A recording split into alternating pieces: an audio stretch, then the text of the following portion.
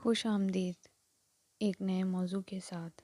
آج ہمارا موضوع ہے علامہ اقبال کی نظم انسان کا خلاصہ اور تنقیدی جائزہ۔ ویڈیو شروع کرنے سے پہلے ہم اس نظم کے بیک گراؤنڈ پر بات کریں گے کہ اس میں علامہ اقبال نے کیا چیز بیان کی ہے، کس بات کو انہوں نے بیان کرنے کی کوشش کی ہے۔ تو اس نظم کے تعارف کو بھی دیکھیں گے ساتھ۔ علامہ اقبال کی اس نظم کو اردو ادب کی ان فکری نظموں میں شمار کیا جاتا ہے جس میں شاعر نے انسان کے مقام، اس کی فطرت اور کائنات سے اس کے تعلق پر گہری نظر ڈالی ہے۔ اس نظم میں انسان کو محض ایک جسمانی وجود یا مٹی کا پتلا اقرار نہیں دیا گیا، بلکہ اسے شعور، جستجو اور آگاہی کی علامت کے طور پر پیش کیا گیا ہے۔ علامہ اقبال کے نزدیک انسان وہ ہستی ہے جو کائنات کے ظاہری حسن پر اتفاق نہیں کرتی، بلکہ اس کے پوشیدہ اسرار کو جاننے کی خواہش مند ہمیشہ رہتی ہے۔ یہی جستجو اسے دیگر مخلوقات سے ممتاز بناتی ہے، اور اسی کے ذریعے انسان اپنے اصل مقصد وجود کو پاتا ہے، اپنے اصل مقصد سے آشنا ہوتا ہے۔ نظم انسان دراصل انسان کو اس کی ذمہ داریوں اور اس کے بلند مقام اور کائنات میں اس کے کردار کا احساس دلانے میں ایک فکری کاوش ہے۔ یہ نظم بہت ہی خوبصورت نظم ہے، اور اس میں جو انسانیت کو پیغام دیا گیا ہے کہ جہاں پر انسان کو شعور ملا، وہاں پہ انسان کو اس شعور کے بدلے میں بے چینی کا جام بھی پینا پڑا۔ تو یہ نظم کا تعارف تھا جس میں شاعر نے زندگی چلتے رہنے کا نام ہے، اور انسان ہمیشہ وہ چیزیں تلاش کرتا ہے جو دوسری مخلوقات کو ناممکن لگتی ہیں، لیکن یہی وجہ ہے کہ اللہ تعالیٰ نے انسان کو اپنا خلیفہ اور نائب بنا کر دنیا میں بھیجا، تاکہ یہ وہ بھی جانے جو کوئی اور مخلوق نہیں جان سکتی۔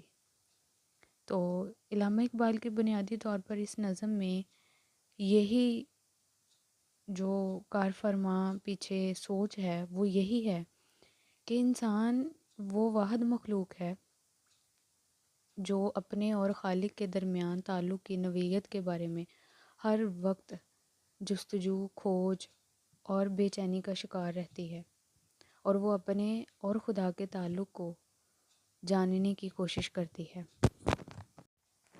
اب ہم بات کریں گے اس نظم کے خلاصے پر۔ علامہ اقبال کی مشہور اور معروف اور فکری سوچ سے بھری اس نظم کا خلاصہ یہ ہے کہ قدرت نے انسان کو جستجو کا مقام دیا اور کائنات کی حقیقت جاننے کا موقع بھی دیا، لیکن ساتھ ہی اس کے لیے بہت سے راز چھپا دیے۔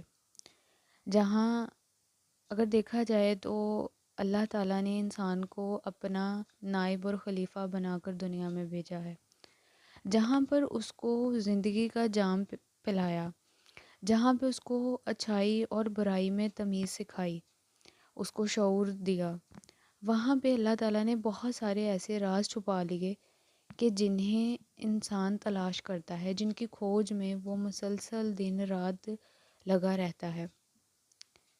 اور یہ راز وہ راز ہیں کہ جب انسان ان کو پا لیتا ہے تو انسان سمجھ لیں کہ اس خالق کائنات کی ایک ایسی تخلیق بن جاتا ہے کہ جو اسے دوسری تمام مخلوقات سے افضل اور نایاب بناتی ہے۔ انسان کو خود اپنی اور کائنات کی حقیقت جاننے کا شوق ہمیشہ سے ہے اور ہمیشہ رہتا ہے، لیکن کائنات کی کوئی شے اس کی مدد نہیں کر سکتی، اس لیے انسان ہمیشہ اضطراب میں رہتا ہے۔ آپ کوئی بھی چیز اٹھا کے دیکھ لیں، جب ریسرچ کی جاتی ہے، تحقیق کی جاتی ہے، تو بہت سارے ایسے پہلو نکلتے ہیں جو کہ ہر بار ہمیں ایک سوچ میں مبتلا کر دیتے ہیں کہ یہ کیسے ہوا، یہ کیوں ہوا، یہ ہو بھی کہہ سکتا تھا، جو ہو چکا ہے؟ تو ایسے سوالات پیدا ہوتے ہیں جس سے انسان کے اندر ایک اور اضطراب کی کیفیت پیدا ہو جاتی ہے، اور وہ اپنی حقیقت کی تلاش میں پھر سے چل پڑتا ہے، جبکہ کائنات کی ہر چیز اپنی ذات میں خوش اور مطمئن ہے، لیکن یہ واحد چیز ہے، انسان وہ واحد مخلوق ہے جو اس کے بیہائنڈ دا سین دیکھنے کی کوشش کرتا ہے۔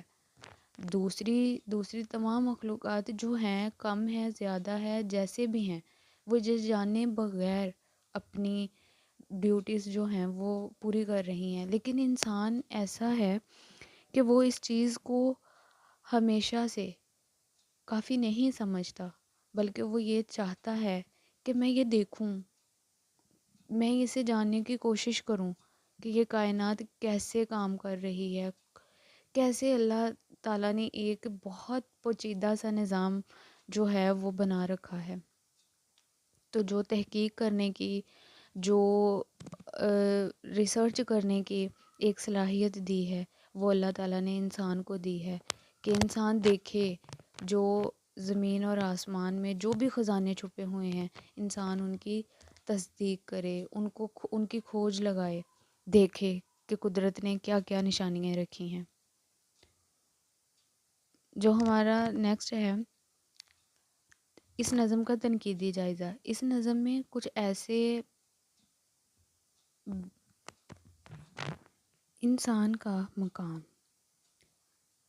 انسان کو کائنات کی حقیقت جاننے کے لیے بنایا گیا ہے، اس کے اندر تلاش کا جذبہ رکھا گیا ہے، اور انسان اسی جذبے کے تحت ہمیشہ اپنے خالق اور اپنے درمیان تعلق کی نوعیت کو معلوم کرتا رہتا ہے۔ دوسرا اہم نقطہ اس نظم میں اٹھایا گیا ہے کائنات کا راز۔ قدرت نے انسان کی نگاہ سے کائنات کے بہت سے راز چھپا رکھے ہیں جسے انسان سمجھنے کی کوشش کرتا ہے، اور انہی کی کھوج انسان کو اضطراب اور بے چینی کا شکار کرتی ہے۔